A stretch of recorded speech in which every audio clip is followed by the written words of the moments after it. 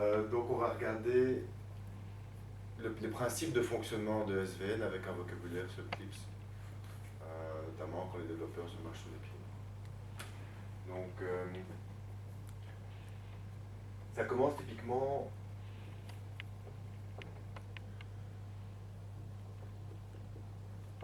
sur le PC d'un développeur, où il a dans son arborescence, dans son workspace Eclipse un projet. Et j'ai dit qu'il voudrait bien le partager avec d'autres. Donc, on ne veut juste qu'avoir un backup de code, par exemple. Et donc, il va aller sur un repository SVN, qu'il aura créé, par exemple, avec code.google. Et il va faire ce qu'on appelle un share project. Donc, il va le partager. Donc, une fois qu'il a le plugin Eclipse installé dans Eclipse, il clique à droite sur le projet. Et il fait team, share, je pense. Et alors, bon, il peut indiquer le repository. Pour ça, il faut d'abord configurer ce repository dans SVN Repositories Exploring, je pense, c'est une perspective dans Eclipse, où là, il aura mis l'adresse, l'URL de Google Code avec son projet, ainsi qu'un user ID password Google Code. Donc, pas le user ID password Google de la personne, mais un généré par Google Code. Il faut aller voir dans les pages Google, ils expliquent ça. Et donc, une fois qu'il est connecté avec droit d'écriture, il peut faire un share. Parce que n'importe qui peut accéder sans user password, puisque c'est du code open source en lecture, mais pas en écriture. Le développeur, il faut qu'ils aient accès en écriture. D'accord? Donc, c'est pas parce que vous avez le projet, c'est pas parce qu'un sur son autre PC, un développeur 2 a le projet, ça veut dire qu'il peut accéder en écriture. Donc il a un password Google Code qui a permission d'aller faire des updates, faire des... Alors ensuite, la deuxième étape, c'est sur un autre PC, de faire un checkout. Donc quand on est dans la perspective SVN Repositories Exploring, on peut voir les branches qu'il y a dans SVN. Il peut y avoir plusieurs projets dans SVN, plusieurs projets Eclipse. Donc on clique sur un à droite, et là on fait checkout. Checkout as new project probablement. Et il va créer un nouveau projet dans Eclipse, dans le workspace Eclipse. Jusque-là, c'est assez simple normalement. Ça va? Je mets ça sous forme de DB ici, puisque c'est une DB de code finalement. Hein, c'est des fichiers versionnés qui sont maintenus.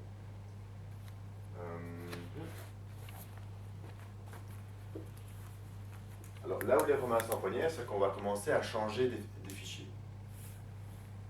Je vais passer les flèches ici pour faire de la place. Supposons que le développeur 2 commence à changer un fichier.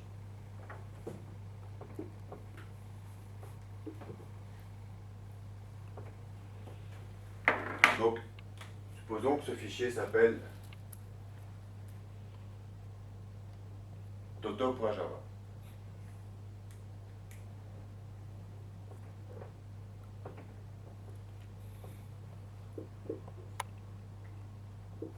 Et ce fichier se trouve sur les deux machines. Il y a une copie sur chaque machine.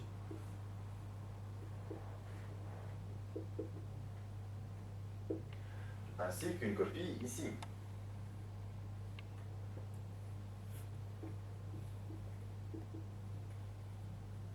Et c'est la version 1. Je mets un petit 1 ici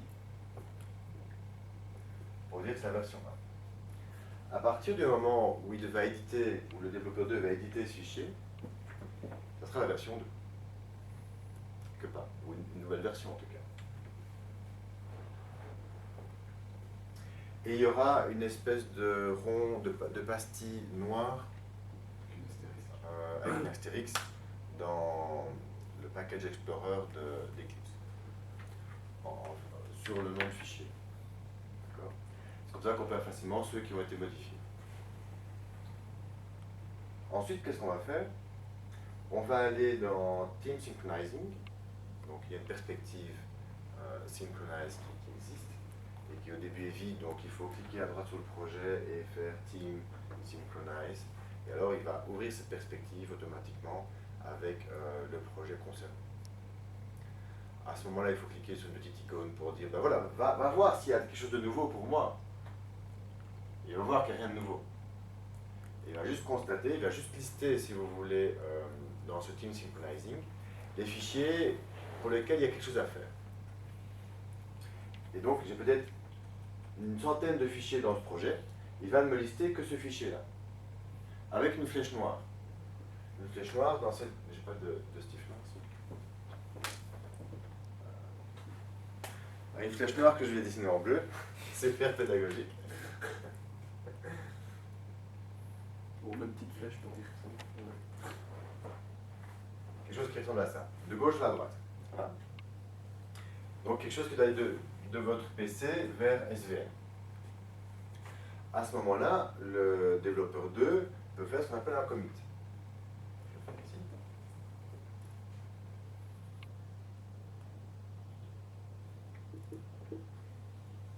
Donc il va cliquer à droite sur ce fichier et il aura l'option de faire un commit.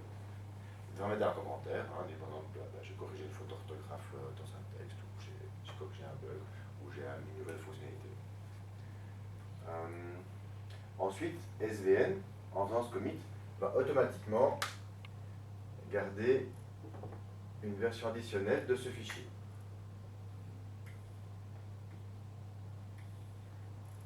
Ce sera la version qui va numéroter lui-même comme version 2. Et il va dire à lui, voilà, maintenant, je t'ai dit que ça, c'est la version 2. Ça pourrait être la 3 si quelqu'un avait fait un commit avant lui.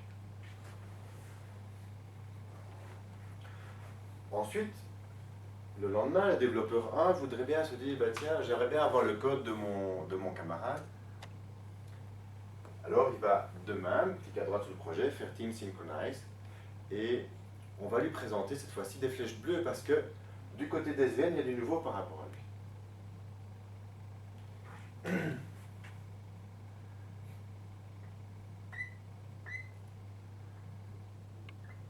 Des flèches comme ça. Donc on va lister dans le Synchronize, Project Synchronize, la perspective Eclipse Synchronizing, son projet avec juste un fichier, pas les 100, mais juste un fichier, celui pour lequel il y a quelque chose qui doit se passer, avec une flèche bleue, et c'est toto.java. Alors que lui n'a pas touché à toto.java. À ce moment-là, le développeur dit, ah tiens, mon collègue a touché à ce fichier-là.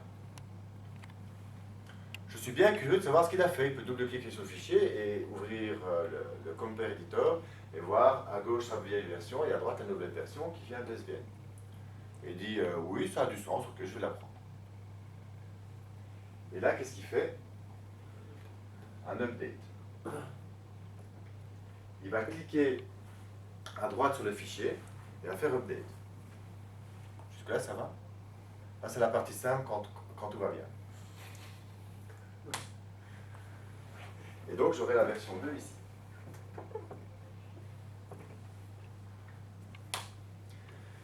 Alors maintenant, supposons qu'ils travaillent tous les deux sur le même fichier toto.java. Voyons ce qui va se passer.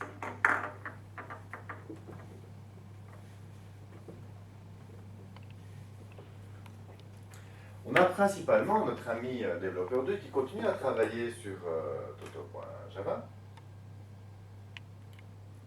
Donc, il a une petite pastille noire dans son Package Explorer en face de ce fichier. Il travaille dessus, il change plein de choses.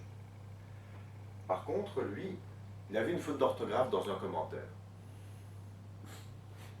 Parce que le niveau d'anglais développeur 2 n'est pas terrible. Hein. Il a écrit un commentaire en français et il s'est corrigé par le développeur 1. Ensuite,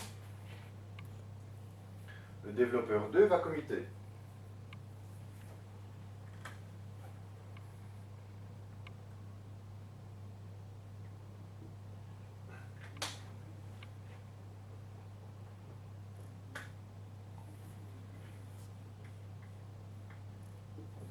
Créant une troisième version de ce fichier dans SVN. Après, le développeur 1, quand il va faire Synchronize pour voir s'il y a des nouvelles choses qui sont arrivées, d'abord, si développeur 1 ne fait pas Synchronize et qui fait commit de ça directement, c'est la catastrophe. C'est-à-dire qu'il y a des nouveaux fichiers qui sont créés avec des espèces de petits plus petits, avec mine, avec des autres comme ça, avec des numéros de ligne. Enfin, en fait, il va splitter le fichier en plusieurs morceaux avec... il va essayer de faire un merge lui-même, mais ça va foirer, et il faudra effacer ces fichiers et tout raccommoder à la main. Et ça, vous ne voulez jamais faire. Alors la seule manière d'être sûr de jamais avoir à faire ça, c'est de jamais faire de commit avant d'avoir fait un synchronize pour voir ce qu'il y avait de nouveau. Donc toujours se dire, je ne vais pas faire un commit directement, non. Je vais d'abord faire un synchronize, voir si c'est pas un truc nouveau. Et à ce moment-là, toto.java va afficher avec une double flèche rouge.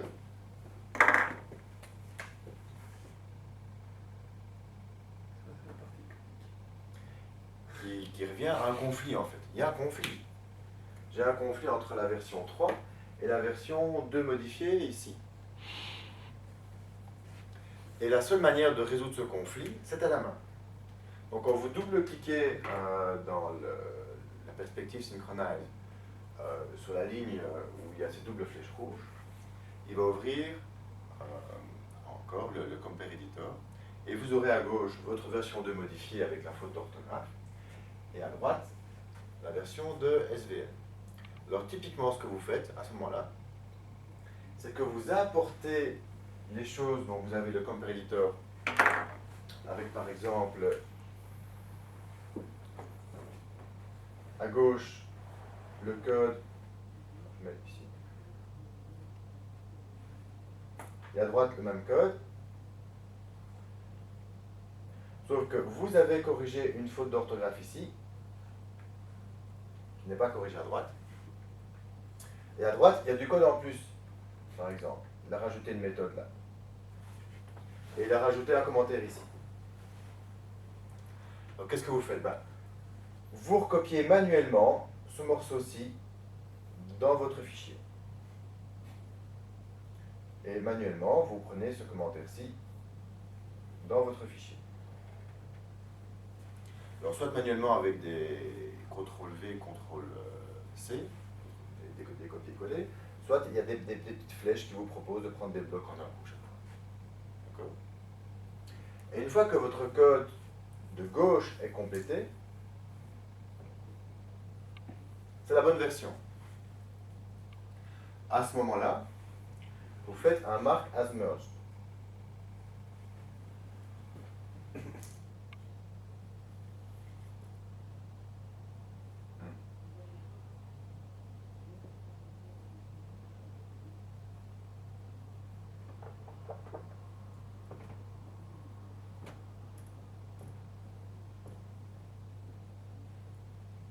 Vous dites, j'ai fusionné, c'est bon. Par rapport à la version 3, hein, si après il met une version 4, ça sera plus. Donc pour être sûr qu'il n'a pas mis une version 4, vous refaites un synchronize. Le rouge apparaît plus. De quelle couleur va être la flèche à ce moment-ci? Noir. Hein, c'est vous qui devez committer votre version 4 finalement par là. Et donc, vous allez faire un commit. Et là, il va faire une version 4.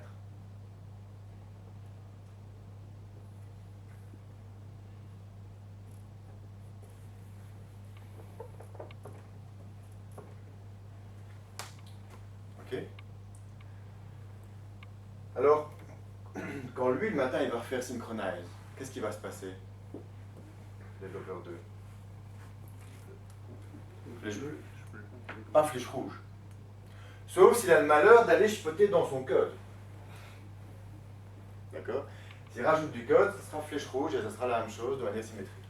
Mais s'il ne va pas chipoter dans son code, c'est donc si le plus souvent possible, il fait des updates, il aura la nouvelle version avec le commentaire corrigé. Et il peut continuer à travailler tranquille dessus. Il n'aura plus de... parce qu'il n'y a plus de raison que développeur 1 touche à ce fichier-là. Il n'y aura plus de conflit. Si par contre, c'est un développeur un peu bourru, qui communique pas facilement avec son monde, hein, vous savez, genre, comme ça. Vous voyez, et ce que les autres font, c'est de la merde, et qui ne va jamais voir ce qu'ils font, donc il ne fait jamais le clic sur le bouton Synchronize dans Eclipse. eh bien, il aura du malheur. Parce qu'il aura souvent du rouge. Donc si vous voulez avoir moins souvent du rouge, il faut committer souvent et updater souvent. Si vous ne voulez pas avoir de pièces de puzzle à ramasser, il faut toujours, règle d'or, faire un synchronize et des updates avant le commit. Donc, si on veut vraiment bien faire les choses, c'est d'abord synchronize, et puis on prend toutes les flèches bleues update, on vérifie que ça marche toujours, parce que ce n'est pas forcément le cas, parce que même ça ne compilera pas. On fait tourner quelques tests, et puis on refait un synchronize pour être sûr que pendant les tests, il n'y a pas un truc nouveau qui est arrivé. Et puis on fait le commit. Donc c'est très facile. Si par exemple, développeur 2 avait retiré une méthode de toto.java et que vous appelez cette méthode, et que vous prenez ce fichier après, bah, votre code ne compile plus. Vous appelez une méthode qui n'existe plus. Il y a plein de situations comme ça où c'est possible, c'est pas, j'avoue, c'est pas tous les jours, mais c'est possible que après votre update, votre code ne marche plus. Le code a été cassé. Peut-être à cause d'une modification, par exemple, vous aviez fait dans un autre fichier, ici, appel à une des méthodes de toto.java. Et c'est le seul code qui appelle cette méthode. Et lui, il a retiré cette méthode ici. Vous faites update. Chez lui, ça marche évidemment, puisque personne n'appelle cette méthode. Vous faites update. Ça ne marche plus. Parce que vous avez du nouveau code qui appelle cette méthode. Donc, ce n'est pas super facile ni super fréquent, mais il y a moyen que ça ne marche pas.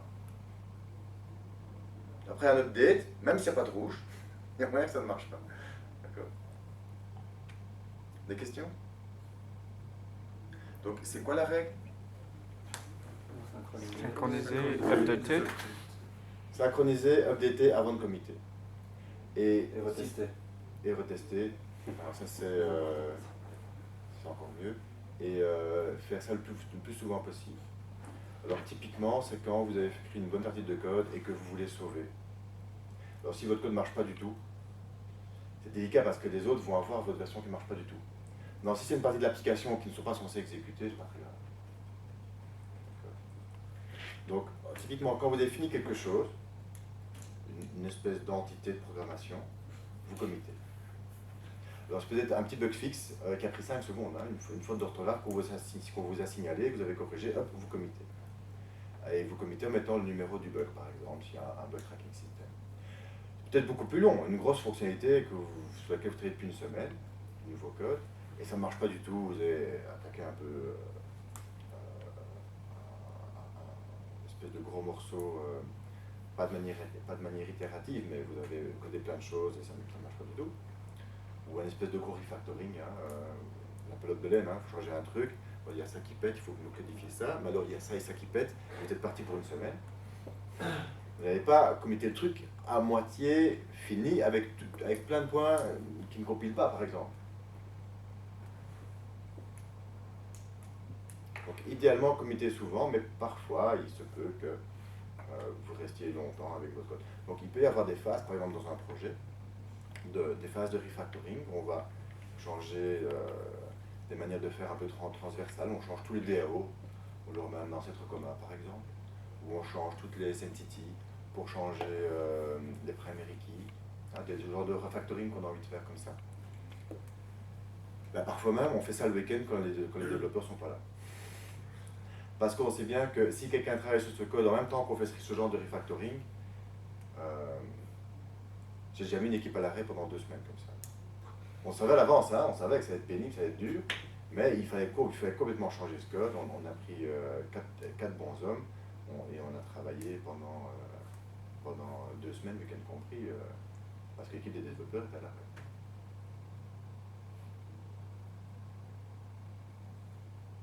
Des questions? Merci beaucoup.